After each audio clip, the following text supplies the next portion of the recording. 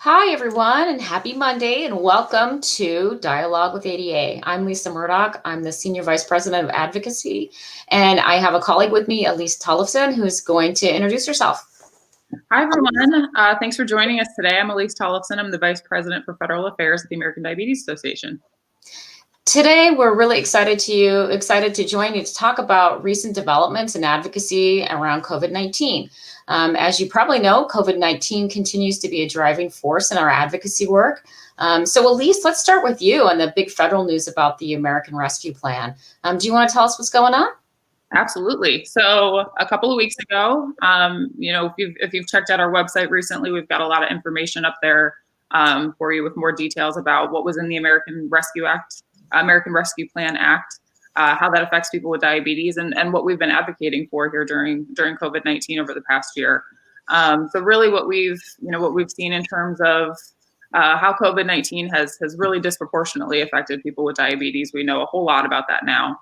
About 40% of people who have died of COVID had diabetes. You're about 6 times more likely to be hospitalized. 6 times more likely to die from COVID-19 if you have diabetes, and 12 times more likely to be hospitalized. So we took this seriously right from the get-go. Decided to really figure out, what is it that we can do for people with diabetes to make sure that they're able to manage their diabetes during the pandemic. So really focused first and foremost on health insurance. That was something that happened immediately beginning in the pandemic. There's this massive unemployment event, so which is true for all Americans.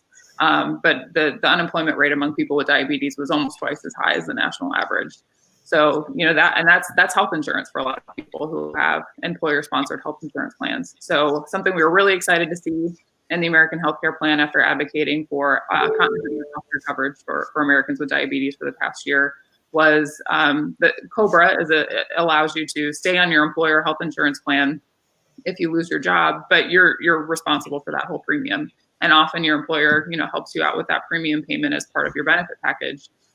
So that it just wasn't an option for most people, just not an affordable option. So the American Rescue Plan it provides a 100% COBRA subsidy through the rest of the fiscal year. So people are able to stay on their employer health insurance coverage if they lost their job.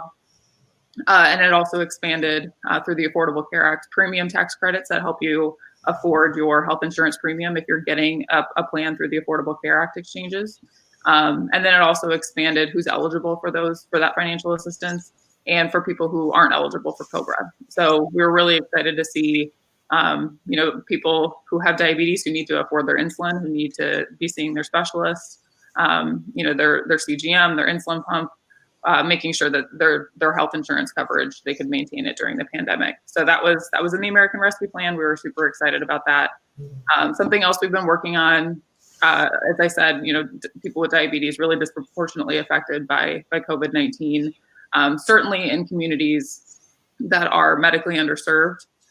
With higher rates of diabetes, with lack of access to healthcare. So what we tried to do was really increase access to COVID-19 testing over the past year in those communities. And now that we have vaccines, making sure that people can get access to vaccines in those communities as well. So the American Rescue Plan included a whole lot of new funding for COVID-19 testing and vaccine distribution in medically underserved communities, in communities of color, communities of higher rates of diabetes.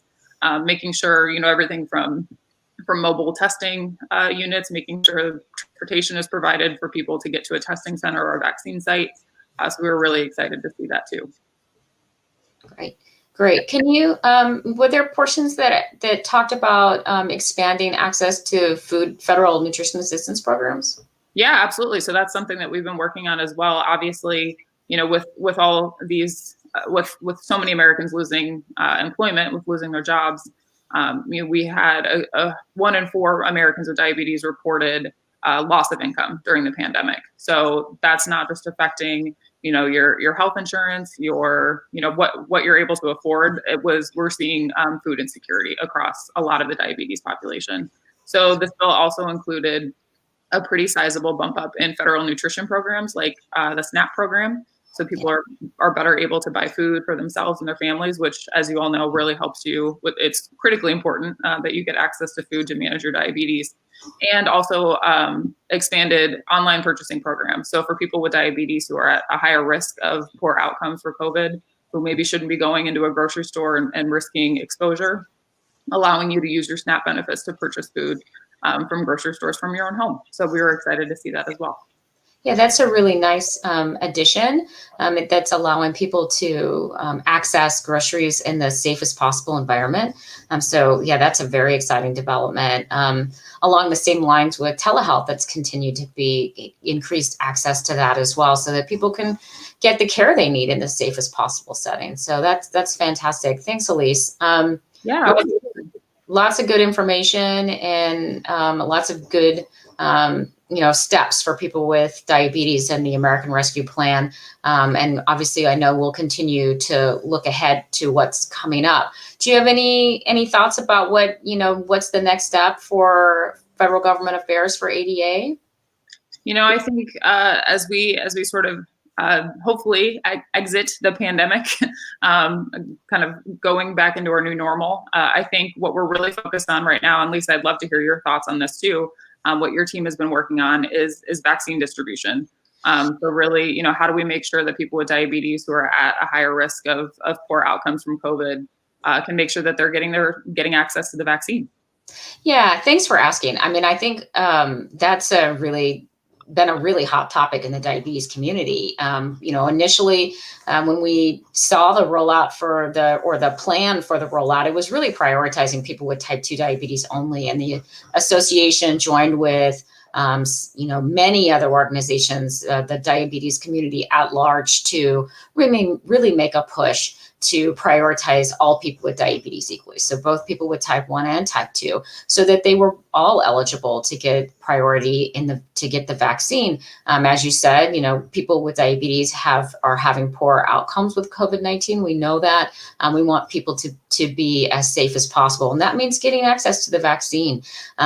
Unfortunately, we have not seen CDC change their recommendation, which prioritizes people with type 2 as being at high risk, but people with diabetes with type 1 as maybe at high risk. That hasn't changed despite all the advocacy and efforts that we've put in. But what has happened is that the majority of states are prioritizing people with diabetes equally, and we're really excited about that. 36 states have made the decision to equally prioritize those with type 1 and type 2 diabetes. A few states have some qualifiers, and you can go online at www.diabetes.org at /coronavirus space COVID space 19 / vaccination guide. And you can probably just put in a Google search, American Diabetes Association coronavirus vaccine guide, and it'll pop up for you, but you can see what your state's doing. So if you don't know if your state is one of those 36, please go online and check it out. A few states are doing things like rolling the vaccines out by age, but by and large, the majority are prioritizing people with diabetes, both type 1 and type 2 equally, to get early access to the vaccine. We've had a lot of our advocates. It's been a very popular issue for our advocates to engage in. We have nearly 11,000 responses or individual actions going to governors through our ADA engagement platform. And we, want to continue to drive the needle on this as long as states are still rolling out the vaccine in stages by priority group. So lots of good engagement that's happened. We're thankful that states have been doing by and large the right thing, and we'll continue to use our advocacy voices and encourage all of our advocates to contact their governors, use our advocacy engagement platform to do that easily, and make sure people understand why it's so important people with diabetes have early access to the vaccine. Yeah, thanks, Lisa. It's exciting what states have been doing on their own. It makes the process move a little bit more quickly, that people with diabetes are able to get vaccinated. I think as we're looking forward past the pandemic too, you mentioned, what's next for advocacy. I think, what we've learned during COVID is not just the disproportionate impact of COVID-19 on the diabetes community, but of Americans of color and of, certain medically underserved communities. And so what we're doing at ADA, we've launched our Health Equity Now campaign. So please feel free to check that out on our website. This is something, we're looking at the COVID-19 pandemic and the health disparities that have become so glaringly obvious in our healthcare system. How do we make sure this never happens again? So that's something our advocacy team is really focused on, making sure that Americans with diabetes who, as we've said numerous times, who were disproportionately affected by the pandemic, by the virus, how do we make sure that these disparities are addressed? And then how do we make sure that this never happens again? So things that we're thinking about are, things like CGMs, making sure that no matter what health insurance plan you have, who your healthcare provider is, where you live, you're able to get access to the tools like CGMs to help you manage your diabetes. So that's something that we'll continue to be really focused on this year and in the years ahead.